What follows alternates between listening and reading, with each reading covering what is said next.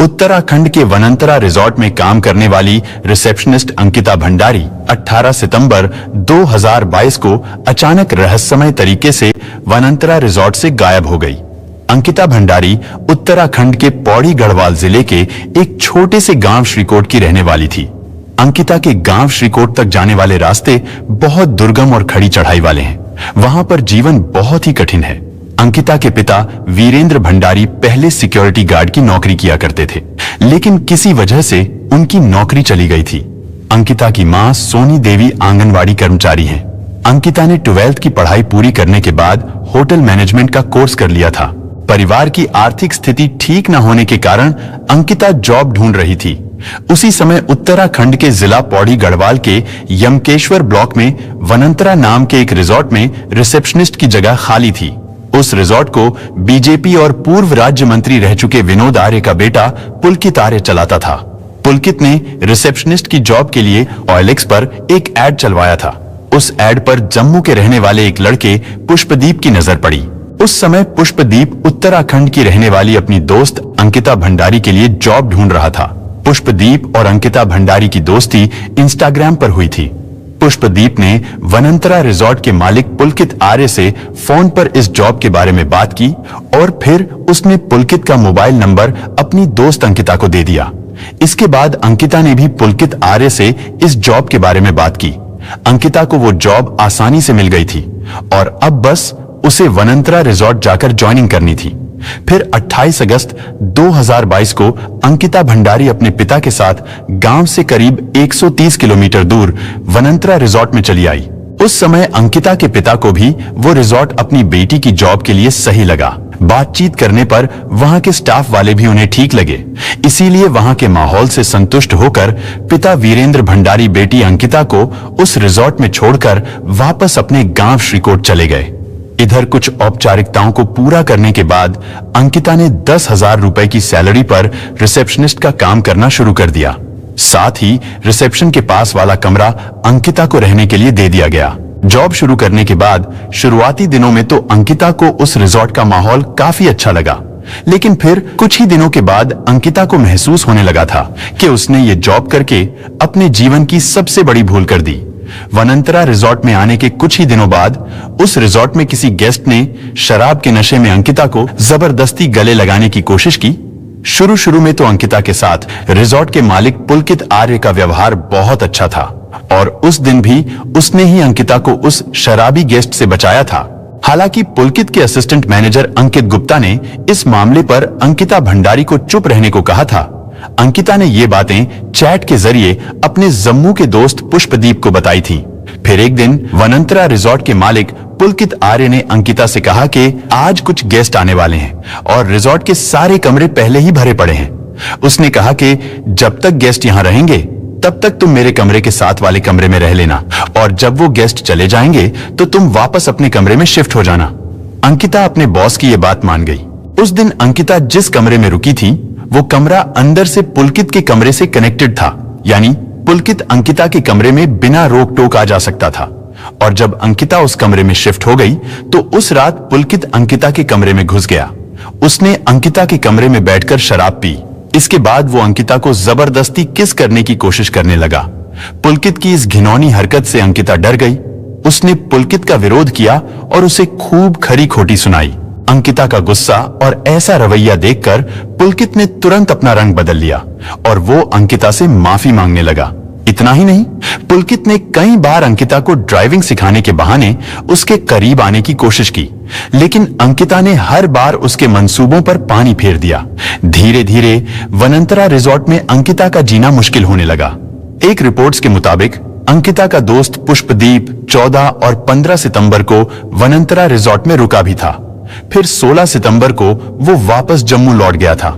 इसके बाद 17 सितंबर की रात को अंकिता और पुष्पदीप की व्हाट्सएप चैट के जरिए बात हुई। उसने पुष्पदीप को बताया कि वो वनंतरा रिजॉर्ट में खुद को बहुत अनसेफ महसूस कर रही है। उसने व्हाट्सएप चैट में बताया कि असिस्टेंट मैनेजर अंकित गुप्ता उसके पास आया और कहने लगा कि उसे कुछ बात करनी है, जिसके बाद अंकिता उसके साथ थोड़ा साइड में चली गई। इसके बाद अंकित गुप्ता ने अंकिता भंडारी से कहा कि सोमवार को यानी 19 सितंबर को एक वीआईपी गेस्ट आने वाले हैं, उन्हें एक्स्ट्रा सर्विस देनी है और इस एक्स्ट्रा सर्विस के लिए गेस्ट 10,000 रुपए देने को तैयार है। इस पर अंकिता भंडारी ने कहा कि इसमें मैं क्या कर सकती हूँ। अंकित गुप्ता ने उससे कहा कि तुम बोल रही थी ना तुम स्पा वगैरह भी करोगी। अंकित गुप्ता की इस बात पर अंकिता गुस्से से फट पड़ी। वो अंकित गुप्ता पर भड़क गई। अंकिता भंडारी का ये रूप देखकर अंकित गुप्ता ने कहा कि ये गवारों वाली हरकतें मत करो, गेस्ट देख रहे हैं। अंकिता ने कहा कि मैंने तो बस ये बोला था कि रिजॉर्ट में स्पा वगैरह भी खोलते हैं, लेकिन इसमें मेरी बात कहां से आ गई, यानी इसमें मेरे स्पा देने और एक्स्ट्रा सर्विस देने वाली बात कहां से आ गई। उसने अंकित गुप्ता से कहा कि मैं गरीब जरूर हूं, लेकिन तुम्हारे रिजॉर्ट के लिए मैं खुद को 10,000 में नहीं बेचूंगी। अंकिता भंडारी का जवाब सुनकर अंकित ने अपनी बात बदलते हुए कहा कि वो उससे ऐसा करने के लिए नहीं कह रहा है, बल्कि वो तो उससे किसी और लड़की के लिए पूछ रहा था जो इस काम को करने के लिए तैयार हो। इसके बाद अंकिता भंडारी ने अपने दोस्त पुष्पदीप को बताया कि वो जानती है अंकित का ये ऑफर केवल उसी के लिए था और अंकित ने जानबूझकर उसे 10,000 रुपए के बारे में सुनाया था ताकि 10,000 का अमाउंट सुनकर मैं एक्स्ट्रा सर्विस देने के लिए तैयार हो जाऊंगी। अंकिता ने अपने दोस्त से कहा कि अगर उन्होंने दोबारा मुझे ऐसा करने के लिए कहा तो मैं यहाँ काम नहीं करूंगी। उसने वनंतरा रिजॉर्ट के बारे में बोलते हुए कहा कि ये कितना गंदा होटल है और आप भी समझ सकते हैं कि यहाँ एक्स्ट्रा सर्विस देने से उन लोगों का क्या मतलब रहा होगा। एक 19 साल की बच्ची जो अपने ऊपर अपने परिवार की इतनी बड़ी जिम्मेदारी लेकर चल रही हो, उसे मजबूर समझकर उससे किस तरह का काम करने का दबाव बनाया जा रहा था, ये अपने आप में बहुत शर्म की बात थी। इसके बाद 18 तारीख को शाम करीब 4 बजे के आसपास किसी बात को लेकर वनंतरा रिजॉर्ट के मालिक पुलकित से अंकिता की लड़ाई हो गई। उस दिन रिजॉर्ट के कई कर्मचारियों ने भी अंकिता को रोते हुए देखा था और फोन पर मदद की गुहार लगाते हुए भी सुना था। हेलो मैम, मैम परम बोल रहा हूँ, क्या हो गया? प्लीज मेरा बैग ऊपर ले जा दो दुकान तक। चल चलो गाड़ी घुमा, चल नीचे चल, नीचे चल, नीचे चल। आ रहे हैं मैम, हम आ रहे हैं, 2 मिनट बस। वनंतरा रिजॉर्ट के एक कर्मचारी का कहना था कि जब अंकिता मैम रो रही थी तब अंकित गुप्ता उनके सामने हाथ उठाकर डांस कर रहा था, यानी वो उसका मजाक उड़ा रहा था। 18 सितंबर 2022 को शाम 6 बजे अंकिता के दोस्त पुष्पदीप ने जब उसे फोन किया तो अंकिता फोन पर रोने लगी। उसने पुष्पदीप को बताया कि असिस्टेंट मैनेजर अंकित ने उसका मुंह दबाया है और उसके हाथ को भी मरोड़ दिया था। अंकिता ने बताया कि इसके बाद रिजॉर्ट के मालिक पुलकित आर्य ने पुलिस को फोन किया था और वो मेरे बारे में पुलिस वालों से कह रहा था कि यहाँ पर एक अश्लील लड़की है, उसे पकड़कर यहाँ से ले जाओ। अंकिता की ये बात सुनकर पुष्पदीप घबरा गया। उसने अंकिता से पूछा कि आखिर उन्होंने तुम्हारे साथ ऐसा क्यों किया। तब अंकिता ने पुलकित, अंकित और सौरभ के अपने आसपास होने के कारण पुष्पदीप से कहा कि वो पूरी बात उसे बाद में बताएगी। इतना कहकर अंकिता ने फोन काट दिया और फिर करीब 2.5 घंटे बाद रात 8:30 बजे अंकिता ने पुष्पदीप को फोन किया। पुष्पदीप को अंकिता की तरफ से गाड़ियों का शोर सुनाई दे रहा था। पुष्पदीप ने अंकिता से पूछा कि तुम अभी कहां पर हो। अंकिता ने उसे बताया कि पुलकित सर ने उससे कहा है कि चलो कहीं बाहर घूमकर आते हैं। पुष्पदीप ने अंकिता से एक बार फिर से पूछा कि अब बताओ क्या बात हुई थी, लेकिन इस बार भी पुलकित आर्य, अंकित गुप्ता और सौरभ भास्कर के आसपास होने की वजह से अंकिता पुष्पदीप को कुछ भी नहीं बता पाई। इसके बाद रात 9:38 पर पुष्पदीप के मोबाइल फोन पर वनंतरा रिजॉर्ट के मालिक पुलकित आर्य ने फोन किया। पुलकित ने बताया कि वो लोग वनंतरा रिजॉर्ट में पहुंच गए हैं। इसके बाद पुलकित आर्य पुष्पदीप से अंकिता की शिकायत करने लगा। उसका कहना था कि अंकिता अब काम पर ध्यान नहीं देती, हमेशा फोन पर लगी रहती है। उसने पुष्पदीप से कहा कि हमें थोड़ा एक्स्ट्रा ऑर्डिनरी लड़की चाहिए। पुष्पदीप पुलकित की बातों से समझ गया था कि वो अंकिता को जॉब से निकालने की बात कर रहा है। इसके बाद पुष्पदीप ने अंकिता को फोन किया, लेकिन अंकिता का फोन स्विच ऑफ आ रहा था। इसलिए फिर भी पुष्पदीप ने पुलकित को फोन किया। पुष्पदीप ने उसे कई बार फोन किया, लेकिन अब पुलकित ने फोन नहीं उठाया और फिर कुछ देर बाद पुलकित का फोन भी स्विच ऑफ हो गया। अब पुष्पदीप को लगने लगा था कि अंकिता जरूर किसी बड़ी मुश्किल में है, वरना रिजॉर्ट पहुंचते ही वो उसे फोन जरूर करती। इसके बाद 18 सितंबर की रात को ही वनांतरा रिजॉर्ट में काम करने वाले एक कर्मचारी से भी पुष्पदीप की बात हुई। पुष्पदीप ने उस कर्मचारी से पूछा कि क्या अंकिता मैम रिजॉर्ट में पहुंच गई है। उस कर्मचारी ने बताया कि हमने सुना है वो रिजॉर्ट में पहुंच गई है, लेकिन हमने उन्हें अभी तक देखा नहीं है। उसने बताया कि अंकित सर उनके लिए खाना लेकर गए थे और शायद अब तक तो वो खाना खाकर सो भी गई होंगी। इसके बाद 19 सितंबर को सुबह करीब 8:30 बजे पुष्पदीप ने अंकिता के नंबर पर एक बार फिर से फोन लगाया, लेकिन उसका फोन अभी भी स्विच ऑफ ही आ रहा था। इसके बाद पुष्पदीप ने वनांतरा रिजॉर्ट के शेफ को फोन करके अंकिता के बारे में पूछा। शेफ ने बताया कि शायद अंकिता मैडम कहीं बाहर टहलने गई हैं। इसके बाद पुष्पदीप ने एक बार फिर पुलकित आर्य को फोन किया, लेकिन उसका फोन अब भी बंद था। 18 तारीख की रात से ही अंकिता का फोन बंद हो जाना, उससे बात ना हो पाना, ये सारी बातें पुष्पदीप को अब परेशान करने लगी थी। फिर उसने किसी तरह से रिजॉर्ट के असिस्टेंट मैनेजर अंकित गुप्ता का फोन नंबर हासिल कर लिया। उसने अंकित गुप्ता को फोन किया।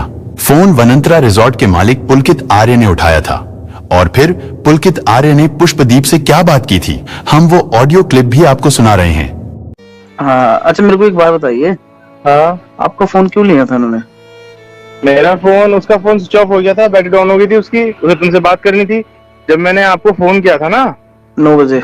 हाँ, जब मैंने आपको लास्ट टाइम पे फोन किया था, हाँ जी। तो उस टाइम पे वो मेरे साथ ही थी हम्म। और उसने मेरे से मेरा फोन लिया और उसके बाद फिर मैंने उसे कहा कि फोन दे दे। उसने कहा कि मैं आपको मॉर्निंग में दे दूंगी फोन। और आपने दे दिया? भाई मेरे फोन में मुझे रात में क्या करना था फोन का? अच्छा जी, ठीक है, चलो कोई बात नहीं। रात में मुझे फोन का क्या करना था? मेरा फोन तो उसी के पास था। रात को? हाँ। तो मेरे को तो फोन तो नहीं किया उन्होंने। क्या? मेरे को फोन नहीं किया फिर भी। अच्छा, उल्टा मैंने 3 बार किया, उन्होंने उठाया नहीं। फिर ऐसा कैसे हो सकता है बताइए? भाई देखो, तुम्हारी क्या बात?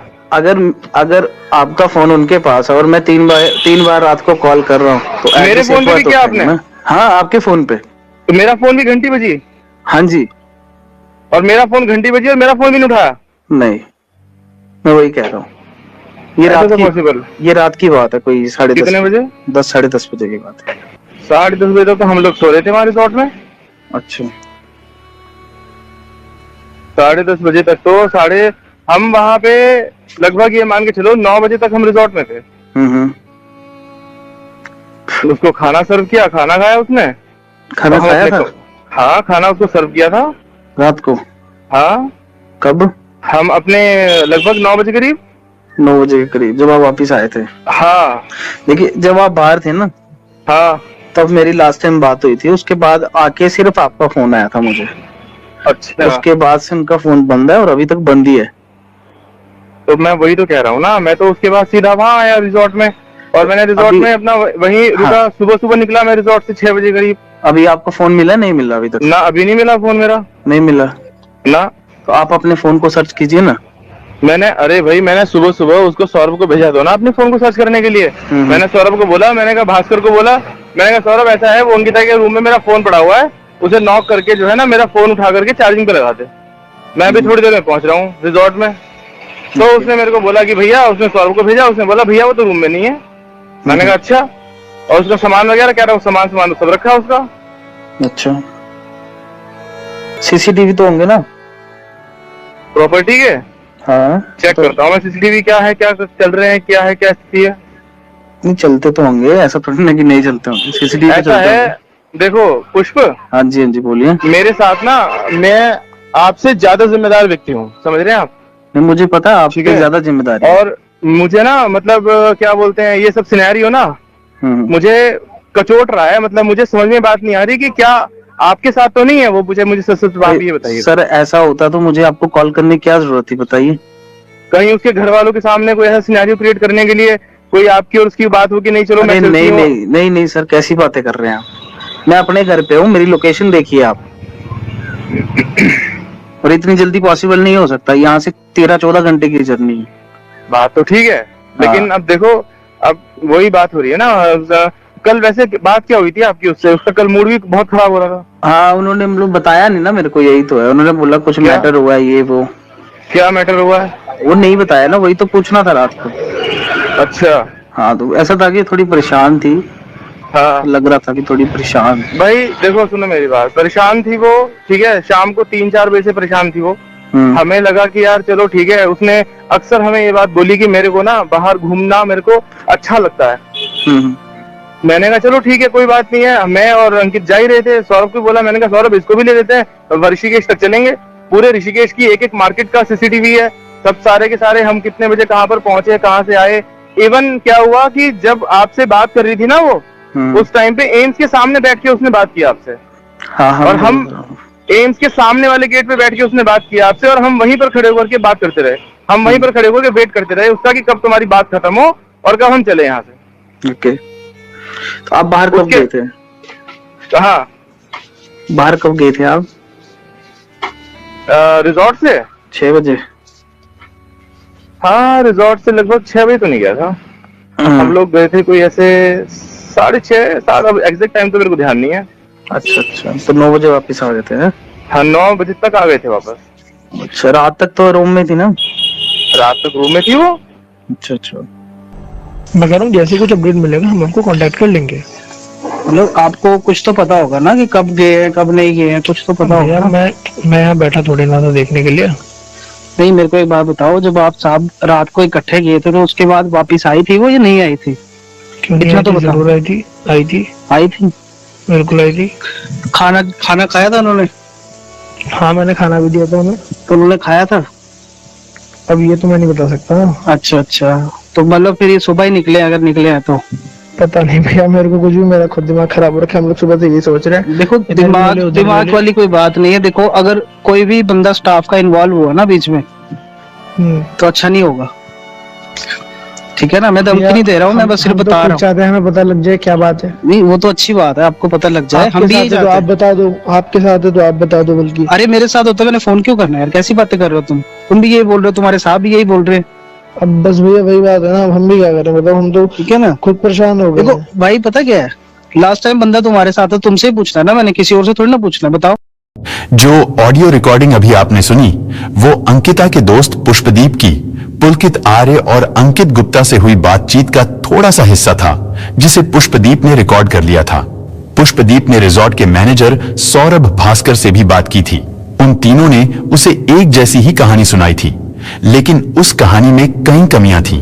उन तीनों के हिसाब से वो लोग अंकिता भंडारी को लेकर शाम 6 से 6:30 बजे के आसपास रिजॉर्ट से ऋषिकेश के लिए निकले थे और फिर रात 9 बजे तक वो लोग अंकिता के साथ रिजॉर्ट में वापस आ गए। फिर लगभग 9 बजे के आसपास ही अंकित गुप्ता ने अंकिता भंडारी के रूम में उसका खाना पहुंचाया था। लेकिन एक बात जो समझ में नहीं आती कि आखिर रिजॉर्ट वापस लौटने के बाद अंकिता ने पुलकित का फोन क्यों लिया था। रिजॉर्ट में बिजली होने के बावजूद भी अंकिता ने अपना फोन चार्ज क्यों नहीं किया और उसे ऑन क्यों नहीं किया। और अगर उस समय पुलकित का फोन अंकिता के पास ही था और जब पुष्पदीप बार बार पुलकित को फोन कर रहा था तो अंकिता ने उसके फोन का जवाब क्यों नहीं दिया था। खैर, पुलकित के हिसाब से सभी लोग रात 10 से 10:30 बजे के आसपास सोने चले गए। अगली सुबह यानी 19 सितंबर को पुलकित ने अपना फोन लेने के लिए अंकित गुप्ता को अंकिता भंडारी के कमरे में भेजा तो उस समय पहली बार पता चला कि अंकिता भंडारी गायब है। पुष्पदीप के लगातार सवालों से पुलकित और अंकित गुप्ता इतना चिढ़ गए कि उन्होंने अंकिता के गायब होने के पीछे पुष्पदीप का ही हाथ बता दिया। लेकिन 19 सितंबर को ही पुलकित ने पटवारी के पास जाकर अंकिता भंडारी के लापता होने की रिपोर्ट लिखवा दी। अब सवाल ये कि आखिर पटवारी को रिपोर्ट क्यों लिखवाई, क्योंकि रिपोर्ट लिखना तो पुलिस का काम है। दरअसल उत्तराखंड के दूर दराज के इलाकों में जहां पुलिस नहीं पहुंच पाती, वहां पर पटवारी और नायब तहसीलदार ही वहां के इलाकों को राजस्व कार्यों के साथ साथ देखते हैं और ऐसी व्यवस्था उत्तराखंड में कम अपराध होने की वजह से थी। लेकिन अब हालात कुछ और हैं। खैर, पुष्पदीप को अंकिता भंडारी के घर का फोन नंबर नहीं पता था, इसलिए उसने बहुत खोजबीन के बाद इंस्टाग्राम पर अंकिता के कजिन को ढूंढकर उससे अंकिता के घर वालों का फोन नंबर लिया और फिर 12 बजे के आसपास उसने अंकिता के पिता वीरेंद्र भंडारी को फोन किया और उन्हें बताया कि उनकी बेटी वनंतरा रिजॉर्ट से लापता हो गई है। उधर पुलकित आर्य ने भी वीरेंद्र भंडारी को फोन करके अंकिता के लापता होने के बारे में बता दिया था। अंकिता के पिता वीरेंद्र भंडारी 19 सितंबर की शाम को वनंतरा रिजॉर्ट के लिए निकल गए और वो लोग रात तक ऋषिकेश पहुंच गए। 20 सितंबर को वो लोग चीला चौकी फिर लक्ष्मण झूला पुलिस थाने पहुंचे। वहां से उन्हें पटवारी वैभव का मोबाइल नंबर मिला। उन्होंने पटवारी को फोन करके बताया कि साहब मुझे अपनी बेटी के लापता होने की रिपोर्ट लिखवानी है। लेकिन बाद में पता चला कि पटवारी वैभव और पुलकित आर्य के बीच बहुत गहरी दोस्ती है। इसीलिए पटवारी वैभव ने जानबूझकर 20 सितंबर को छुट्टी ले ली थी। पटवारी वैभव की जगह जिस दूसरे पटवारी ने उस दिन चार्ज लिया था, उसने भी वीरेंद्र भंडारी की बेटी अंकिता की गुमशुदगी की रिपोर्ट लिखने से इनकार कर दिया। अपनी बेटी की गुमशुदगी की रिपोर्ट लिखवाने के लिए पिता वीरेंद्र भंडारी घंटों तक पटवारी और पुलिस स्टेशन के चक्कर लगाते रहे, जबकि पुलकित आर्य और उसके पिता को उसी पुलिस स्टेशन में इज्जत से बैठाकर चाय पिलाई जा रही थी। और फिर थक हार कर अंकिता के पिता डीएम के पास पहुंचे। आखिर में डीएम के हस्तक्षेप के बाद ये मामला पुलिस को सौंप दिया गया। इसके बाद 21 सितंबर को इस मामले में पहली बार पुलिस ने एफआईआर लिखी। उधर 21 सितंबर को अंकिता का दोस्त पुष्पदीप भी जम्मू से वनंतरा रिजॉर्ट पहुंच गया। उसने अंकिता के परिवार को अंकिता से हुई अपनी व्हाट्सएप चैट और पुलकित आर्य तथा वनंतरा रिजॉर्ट के स्टाफ से हुई बातचीत की ऑडियो रिकॉर्डिंग भी सौंप दी, जो कि पब्लिक भी हो गई। उसने पुलिस को भी अपना बयान दिया। मुख्य आरोपी पुलकित आर्य और उसके दोनों आरोपी दोस्त अंकित और सौरभ अंकिता के लापता होने के दिन से ही फरार चल रहे थे। इसके बाद लक्ष्मण झूला पुलिस ने शुक्रवार यानी 23 सितंबर को तीनों आरोपियों को गिरफ्तार कर लिया। पूछताछ के दौरान उन तीनों ने बताया कि घटना वाली रात आपसी विवाद के चलते अंकिता भंडारी को चीला नहर में धक्का दे दिया, जिस कारण उसकी डूबने से मौत हो गई। 24 सितंबर को उत्तराखंड एसडीआरएफ ने चीला नहर से अंकिता भंडारी का शव बरामद कर लिया था। इसके बाद पुलिस ने अंकिता भंडारी की गुमशुदगी के मामले में अरेस्ट किए गए आरोपियों के खिलाफ हत्या और सबूत मिटाने की धाराएं बढ़ा दी थीं।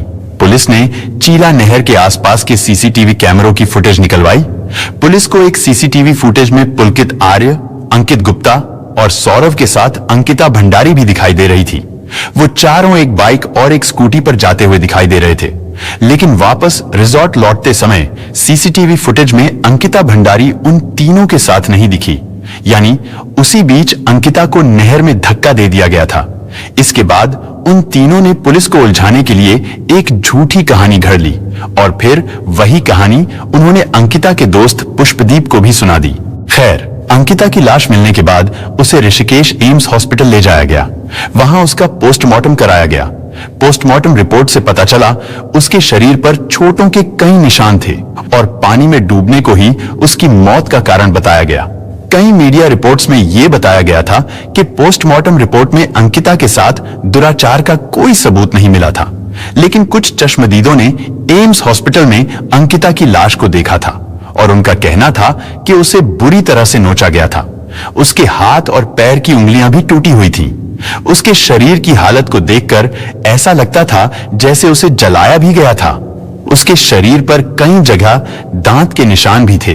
कई लोगों का तो ये भी मानना है कि अंकिता को पहले मारा गया था, उसके बाद उसे चीला नहर में फेंक दिया गया था। क्योंकि अंकिता की लाश जब चीला नहर से निकाली गई थी तो उसकी लाश फूली हुई नहीं थी। हालांकि उसकी लाश 18 सितंबर से ही पानी में थी। मैंने बहुत कुछ देखा, वहाँ बॉडी को नहाने से लेकर और अंदर तक ले जाने तक, और बॉडी भी मैंने पूरी देखी। मैं उत्तराखंड की हूँ, मुझे पता है कि बॉडी पानी में जब डलती है तो मतलब इतने जल्दी फुली नहीं थी वो बॉडी, फुली नहीं थी बॉडी, फुली भी नहीं थी बॉडी, मतलब ऐसी थी कि हल्की फुल्की थी और थोड़ा सा हल्का काला सा था, ठीक है ना। उसके निशान थे, यहाँ निशान थे, दांत नहीं थे। मैं अंदर गई, मैंने देखा, मैं तो चौंक गई कि लड़की के साथ क्या हुआ है, उसके दांत क्यों तोड़े गए थे, उसके साथ इतना ऐसा बुरा क्यों किया गया। इसके बाद 23 सितंबर को वनंतरा रिजॉर्ट में वहां के स्थानीय लोगों ने गुस्से में आकर तोड़फोड़ कर दी और फिर 23 सितंबर की देर रात को 1:30 बजे के समय एक बुलडोजर ने वनंतरा रिजॉर्ट पहुंचकर रिजॉर्ट के एक हिस्से को तोड़ दिया। लेकिन अजीब बात यह है कि रिजॉर्ट के केवल उसी हिस्से को तोड़ा गया था जिस हिस्से में अंकिता भंडारी का रूम था। बुलडोजर चलाने वाले इस आदेश पर लोगों ने कई सवाल खड़े किए और उनका सवाल करना सही भी था। रिजॉर्ट पर बुलडोजर चलवाने की इतनी जल्दी क्यों थी?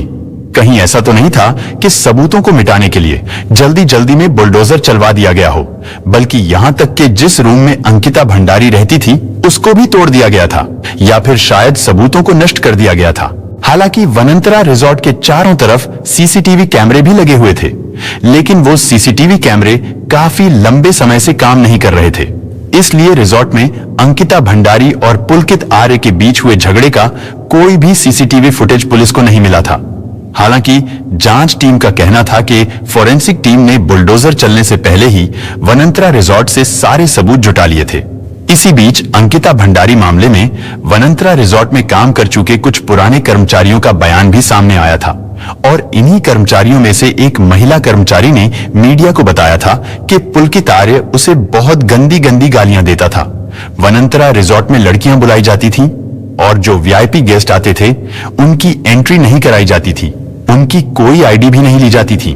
वनंतरा रिजॉर्ट में चरस से लेकर गांजा, स्मैक, महंगी शराब सब कुछ उपलब्ध था, और जब कोई कर्मचारी पुलकित से अपनी सैलरी मांगता था तो वो उसके साथ मारपीट करता था, फिर चोरी का इल्जाम लगाकर उसे रिजॉर्ट से निकाल देता था। इसके अलावा पुलकित की उस इलाके के पटवारी के साथ भी साठगांठ थी। वो पटवारी भी रिजॉर्ट में आया जाया करता था और उसी की देखरेख में उस रिजॉर्ट में अवैध कामों को अंजाम दिया जाता था।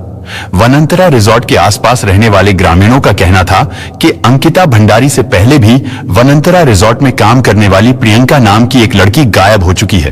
खैर, 25 सितंबर 2022 को अंकिता भंडारी का अंतिम संस्कार कर दिया गया। दरअसल पुलकित आर्य वनंतरा रिजॉर्ट में अवैध और देह व्यापार जैसे कामों को अंजाम देता था, और वो अंकिता भंडारी को भी इसमें धकेलना चाहता था, लेकिन अंकिता ने ये सब करने से साफ मना कर दिया था। और फिर वनंतरा रिजॉर्ट में चल रहे इन गंदे कामों से परेशान होकर अंकिता भंडारी 18 सितंबर 2022 को वनंतरा रिजॉर्ट को छोड़कर जाने वाली थी, जिससे पुलकित आर्य को यह लगने लगा था कि ये लड़की उसके लिए आगे चलकर बहुत बड़ा खतरा बन सकती है, साथ ही उसके रिजॉर्ट और उसके परिवार के राजनीतिक करियर पर भी दाग लगा सकती है। और शायद इसी खतरे से बचने के लिए पुलकित आर्य ने अंकित गुप्ता और सौरभ के साथ मिलकर एक सोची समझी साजिश के तहत अंकिता भंडारी को मार डाला। सोची समझी साजिश इसलिए क्योंकि पुलकित ने पुलिस को यह बयान दिया था कि जब नहर के पास अंकिता के साथ उसकी बहस हुई थी तो उस बहस में अंकिता ने उसका मोबाइल छीनकर नहर में फेंक दिया था, जिसके बाद उसने अंकिता को नहर में धक्का दे दिया। लेकिन पुलकित के मोबाइल की कॉल डिटेल्स, लोकेशन और पुष्पदीप से हुई उसकी बातचीत की कॉल रिकॉर्डिंग से यह साफ हो गया था कि पुलकित ने पुलिस को झूठा बयान दिया था, क्योंकि उसका मोबाइल नहर में फेंका ही नहीं गया था, बल्कि वो मोबाइल तो अंकिता की मौत के बाद भी यूज होता रहा था। हालांकि बाद में पुलिस को उस चीला नहर से एक मोबाइल फोन भी मिला, लेकिन ये मोबाइल फोन अंकिता का था। इसके बाद एसआईटी की टीम द्वारा आरोपियों को घटनास्थल पर ले जाकर क्राइम सीन को रिक्रिएट भी किया गया। अंकिता के परिवार की ये मांग है कि उन सभी दोषियों को जल्द से जल्द फांसी की सजा दी जाए। वहीं उत्तराखंड के मुख्यमंत्री पुष्कर सिंह धामी ने अंकिता भंडारी केस की सुनवाई फास्ट ट्रैक कोर्ट में कराने का आश्वासन दिया था। लेकिन अजीब बात देखिए कि इस केस की सुनवाई फास्ट ट्रैक कोर्ट में होने के बावजूद भी इस घटना को 2 साल बीत चुके हैं और अभी भी ये केस कोर्ट में चल रहा है। खैर, पूरे देश के लोग भी और हम भी यही चाहते हैं कि अंकिता भंडारी के दोषियों को जल्द से जल्द फांसी की सजा दी जाए। दोस्तों, वैसे तो सजा देने का काम कोर्ट का है और इनके किए की सजा भी इन तीनों को कोर्ट में जरूर मिल जाएगी, लेकिन फिर भी आपके हिसाब से अंकिता भंडारी के दोषियों को क्या सजा मिलनी चाहिए, कमेंट बॉक्स में जरूर बताएं। दोस्तों, इस घटना को सुनाने का उद्देश्य किसी का दिल दुखाना नहीं है, किसी को परेशान करना नहीं, बल्कि आपको जागरूक करना है, आपको सचेत करना है। दोस्तों, इस पूरी घटना के बारे में आपकी क्या राय है, कमेंट बॉक्स में जरूर बताएं। और अगर हमारी मेहनत पसंद आई हो तो इस वीडियो को लाइक करते हुए शेयर भी करें।